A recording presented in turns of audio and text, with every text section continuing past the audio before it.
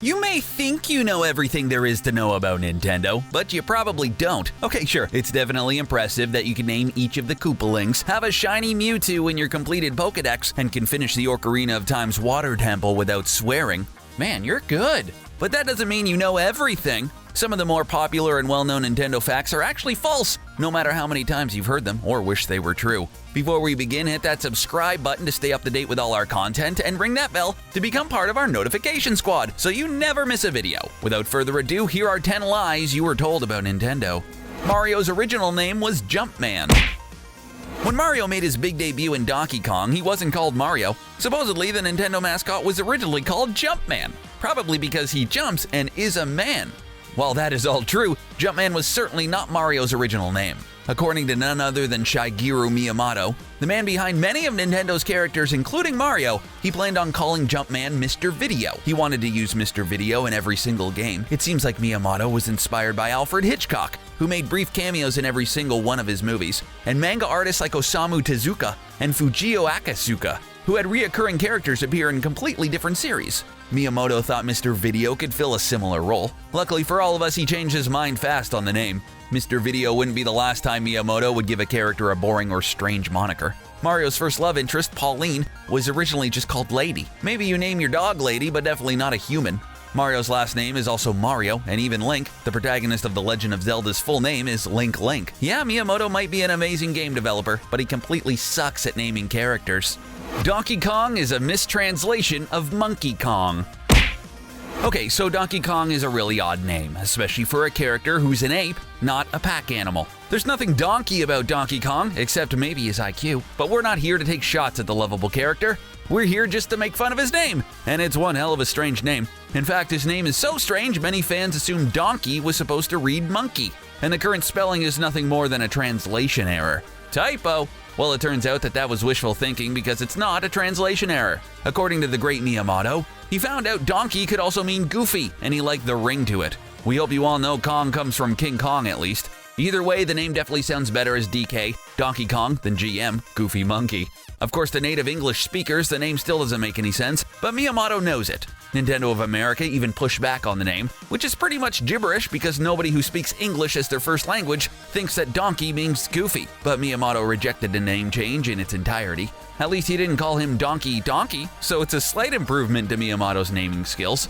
The NES was Nintendo's first home console. The NES might be the system that made the word Nintendo synonymous with video games. It also made me the huge nerd I am today.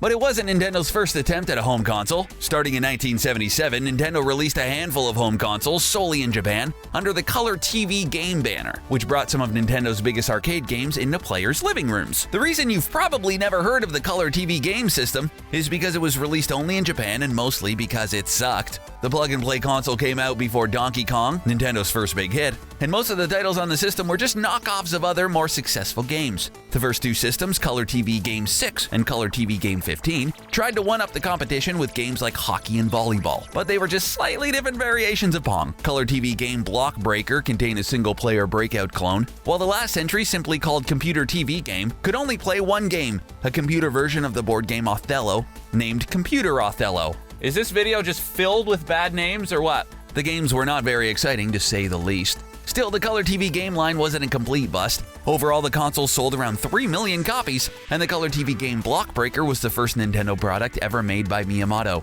who went on to create pretty much every Nintendo character you love. In the end, things worked out pretty well for Nintendo. Super Mario Bros. Was an NES launch title.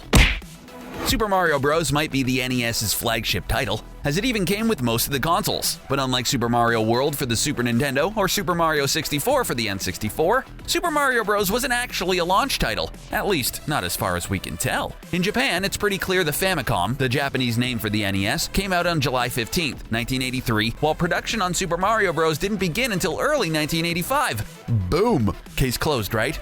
Wrong. For the US release, things got a little more interesting. Video game historians claim Super Mario Bros. Came out sometimes in 1986, while the NES hit in the US on October 18, 1985, but not all sources agree. Nintendo's official database and many gamers would agree that Super Mario Bros. Launched alongside the NES on October 18th, while an internal Nintendo database actually puts the Super Mario Bros. Release date a month later, on November 17th, 1985. It's even backed up by some 80s marketing material. Ah, the 80s. So if Super Mario Bros. Wasn't out, what were gamers playing instead? In Japan, early adopters must have really liked Donkey Kong since the Famicom's third and final launch game was Popeye, a complete ripoff of Donkey Kong with spinach instead of bananas. In America, fans were enjoying classics like 10-Yard Fight, Hogan's Alley, Stack Up, and Duck Hunt, which actually holds up pretty well today. Blowing into cartridges helps Nintendo consoles read them better. Everyone knew this trick. If your NES, SNES, or N64 was having trouble reading a game, you would take the cartridge out, blow into it as hard as you could, and put it right back in. No one could explain how it worked, but it did. Or did it? In the years following the golden age of cartridges, researchers have actually taken the time to discover if blowing into cartridges actually worked, and they've all come up empty. According to the staff at Mental Floss, it all has to do with the placebo effect. Apparently, simply removing the cartridge and putting it back in made the difference. It had nothing to do with blowing air into it. See, the pins these cartridges used to connect to the consoles were cheaply made and had plenty of issues. Combine this with the dirt that built up inside the machine after spending months on the living room floor, and it became pretty difficult to get a connection on the first, second, or 10th try. But if you kept trying, you will succeed. In fact, blowing into your favorite games might have actually made things worse. The NES's instruction manual warns that one breath can slowly damage the pin connectors, and Mental Floss believes the extra moisture can just accelerate the process. Putting a second cartridge on top of the one you want to play in order to weigh it down, however? Yeah, that definitely worked. Justin Bailey worked on Metroid. It's common knowledge that finishing Metroid in under an hour can unlock the steamy special ending where Samus appears in her underwear.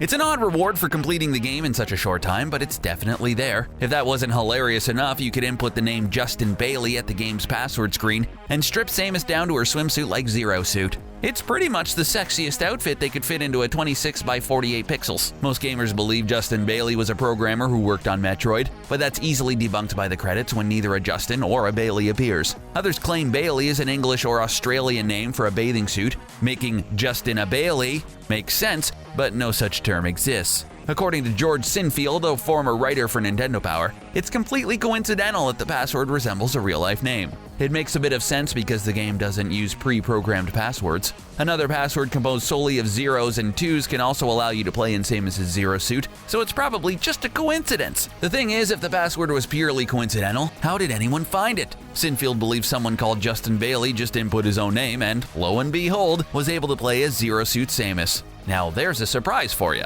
That must have been awesome for Justin Bailey wherever in the world he was. Super Mario Bros. 3 was played at the Nintendo World Championships. When you think of the Nintendo World Championships, you probably think of the climax of the 1989 kids film The Wizard. Near the end of the movie, Fred Savage's little brother enters the Video Armageddon game tournament in hopes of winning the $50,000 grand prize. After a grueling competition, he destroys the competition in a round of Super Mario Bros. 3, which coincidentally debuted in America a couple of months after the movie came out. The thing is, that's not how the actual Nintendo World Championships went down at all. For starters, NWC competitors were segmented into 3 different age categories, so you'd never have a young child competing against a teenager. Secondly, Nintendo World Championship winners received a $10,000 savings bond, a television set, a Geo Metro convertible, which was probably not very useful for those 11 and under, and a copy of the Nintendo World Championships game cartridge, which can go for over $100,000 on eBay. Even worse, Super Mario Bros. 3 never appeared in the history of the tournament. Instead, competitors faced 3 separate challenges: collect 50 coins in the original Super Mario Bros., complete 1 lap in Rad Racer, and rack up as many points as possible in Tetris before time ran out. So yeah, the Wizard lied to us all just to advertise Super Mario Bros. 3. Not cool. Really, not cool. Nintendo developed the Power Glove. Speaking of the Wizard, the movie introduced us to the Power Glove. Dun, dun, dun, dun. Its signature moment comes about halfway through the movie, when Lucas Spartan, the ultimate 80s cool kid stereotype and probably one of the best teenage villains in the history of film, makes a fist and says, "I love the Power Glove. It's so bad." Lucas was definitely right, just not in the way he expected. If you never tried one, take our word for it, the Power Glove is flat out terrible. The Wizard may make it seem like a Power Glove is a magical device capable of letting you use everyday motions to control your favorite games, but it's nothing like that. You can't use your hand like you're holding a steering wheel to drive. In the real world, it barely works. Don't blame Nintendo, however. While the Power Glove's black and gray design makes it look like a Nintendo product, it was actually designed by the Abrams Gentile Entertainment and manufactured by Mattel, who used cheap parts which barely registered players' movements. All Nintendo did was slap the logo on the box. That makes a lot of sense because the Power Glove lacks the quality we've come to expect in Nintendo products. Although this is the same company who made the Virtual Boy, Nintendo is probably just ashamed of the Power Glove. As you should be, for shame! The cast of Star Fox has robotic legs.